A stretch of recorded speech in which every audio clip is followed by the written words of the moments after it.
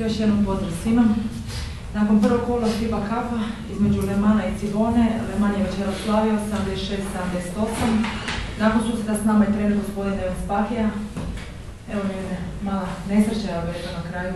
Pa ja ne bih rekao da je nesreća, iako je točno da se utakmica igra 40 minuta, mislim da smo mi morali to puno pametno odigrati od prve minute. Puno je tu propusta bilo da bi se dobila jedna ovako ozbiljna momčad kao što je Leman. Na kraju to je izgledala nesreća, međutim mislim da smo mogli puno bolje i puno kvalitetnije reagirati već u prvom poluvremenu. I drugo, kada ćete igrati veliku utakmicu, to navodne znakove protiv jakog protivnika, vrlo teško igrati sa ovim postotkom šuta ovih, ajmo reći, titularnih igrača ili igrača koji bi morali nositi ovu ekipu. Međutim, nemam ja šta se tu zamjerati ili kritizirati igrače. Idemo se vratiti sutra na trening i pokušati iskoristiti ovu utakmicu da bi sutra bili bolji. To je jedina poruka za mene i moje igrače nakon ove utakmice. Generalno gledajući, ne vidim da li si zadovoljan obrambeno željom? Ne. Moja ekipa je na kraju utakmice imala fenomenalnu reakciju, međutim meni ne treba reakcija od 7 minuta, meni treba reakcija od 40 minuta. To je teško postići, ali 7 minuta u svakom slučaju je malo za igrati ozbiljnu košarku. Rekli smo da Leman nije kvaliteta ni Olimpije, ni Solnake, ali mi ne želimo se staviti u grupu tih ekipa, mi se želimo staviti u grupu ekipa kakva je Leman, Cedevita, Radnički, Zvezda, moramo imati više ciljeve i 7 minuta ozbiljne igre nije dovoljno. Kad kažem 7 minuta ozbiljne igre, mislim i defanzivno i ofenzivno. Reci, koliko bi bilo ovo utakmica drugčija da nisi otvarao u minutažu? Molim? Koliko bi drugčija bila ovo utakmica da nisi u prvom poluvremenu otvarao u minutažu? Teško mi je to predvidjeti. Vjerojatno bi to bilo bolje, jer mi u prvom poluvremenu imamo 4 igrača sa pristojnom minutažom bez učinka. Ako neko ima ispred sebe statistiku prvog poluvremena, to znači 4 igrača se radilo kompletno empty, ali to je veliki gift, veliki poklon protiv. Međutim, isto tako, ja moram još jedan put ovdje kazati, meni ne treba alibi, ja sam htio dobro utakmicu, to dobro znati, ali ako jedna ekipa u 3 godine evropskog takmičenja ima 0.22, 0.23 ili kao što su meni rekli 1.23 jer se dobro Lemana u nekoj kvalifikacijskoj utakmici, onda je sigurno iza toga jedna dugogodišnja crna rupa koju treba sada koju sad treba ispraviti. Znači, to neće ići preko noći. Ja moram davati minutažu igračima, pa makar ona bila šutija. Da li misliš da je ta minutaža koju se otvori u tim igračima zapravo je radila momčad iz nekakvog ritma, pa se onih minus 18 sa uvjetno rećima najboljim petorkom dogodilo i zato je si izbacio te igrače iz ritma koji su recimo nosili. To može biti, ali isto tako mislim da je danas recimo ulazak Martina jako puno pomogao tim što niko ne bi očekivao prije utakmice. Na taj način se igrače drugi ulazak. Da, drugi ulazak. Kažem, treba sa igračima raditi, treba se baviti igračima. Ja kažem, ne mogu obećati svaku pobjedu, mogu obećati samo da ćemo mukotrpno raditi i da ćemo pokušati s tim igračima u drugom delu sezone biti bolji. Naravno, nisam rekao da ćemo gubiti utakmice, želim pobjeđivati, a koliko će to biti moguće, vidit ću. Međutim, bilo je tu dobrih i loših stvari, ali kažem, kontinuitet dobrih minuta je puno manji od onih loših. Sad, da li je to zbog toga što sam ja ovim, ajmo ih nazvati titularnim igračima koji nose igru u razvoju ritam ovim izmjenama, ako je to razlog, fenomenalno, to je odlično. Recimo, ta kombinacija Šarić-Kurića, gdje sad evidentno postoji tu veliki problem u branjenju pik igre, pogotovo sa ekipama koji znaju čitati playmakerima. Da li je to nešto što tih zadnjih 7 minuta se može iskoristiti u nekim utakmicama? Može. Pa ja od prvog dana govorim da Kurića može igrati obe pozicije. Međutim, ne mogu ja sad tek tako osjeći Darka. Darko, mislim, čak ima manji problem branjenja pika koliko ima u momentima kad se radi mali faul do bonusa da napravi prekid, on već ne znam koju utakmicu igra s ozbiljnom minutažom nije u stanju napraviti faul. taktički faul, govorim o taktičkim faulom. Međutim, nije isključivo on bio krivac u tom segmentu.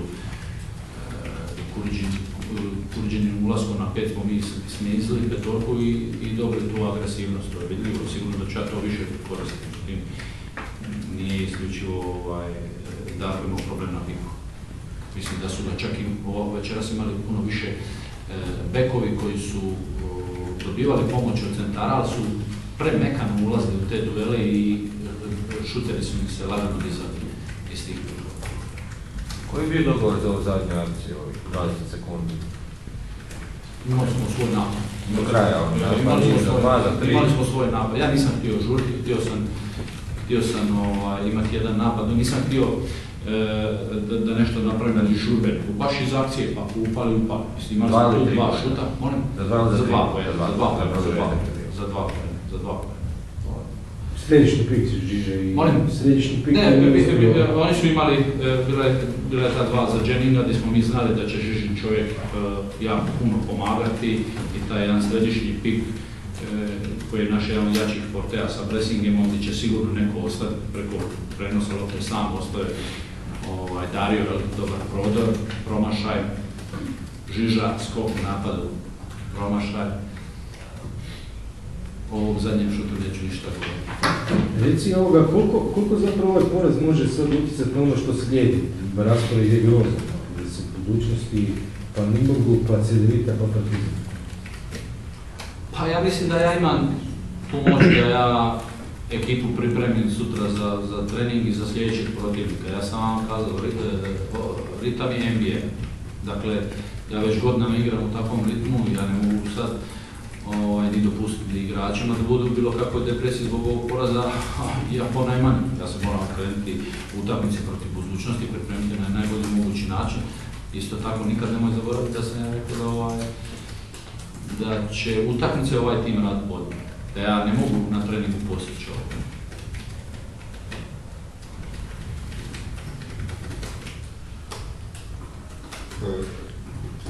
Tih 7 minuta te dobre igre, je li to bilo stihijski, ajmo sad se vratiti sa minus 18 ili je to bilo nešto ste vidjeli dobro? Ja mislim da smo igrali jako.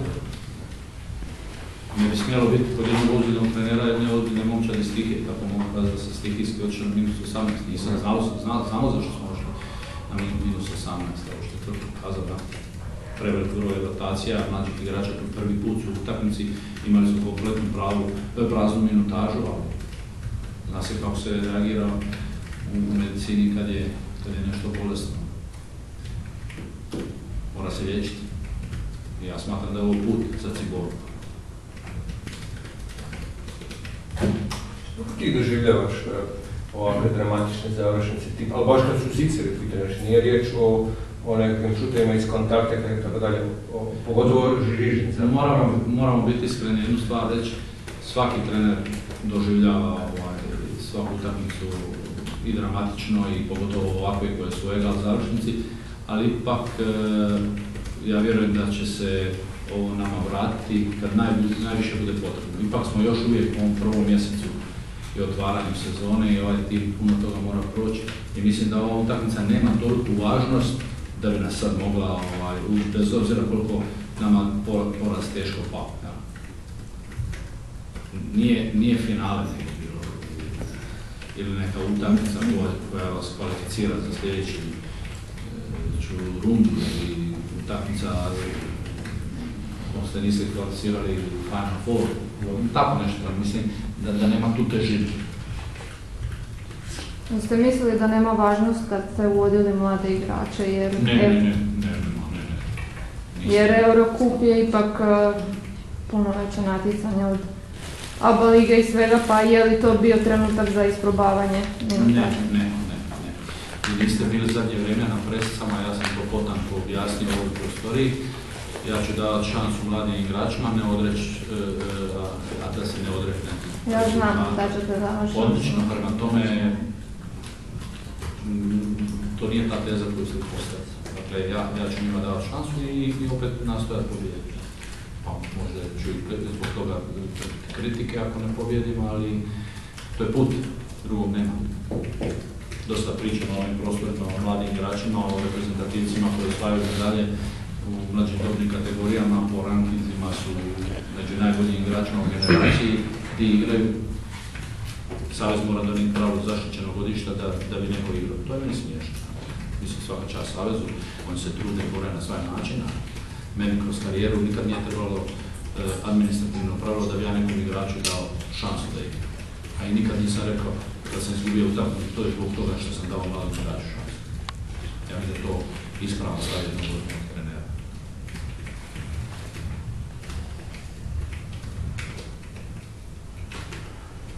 Pitanja? Rajda? Hvala što ste došli. Hvala.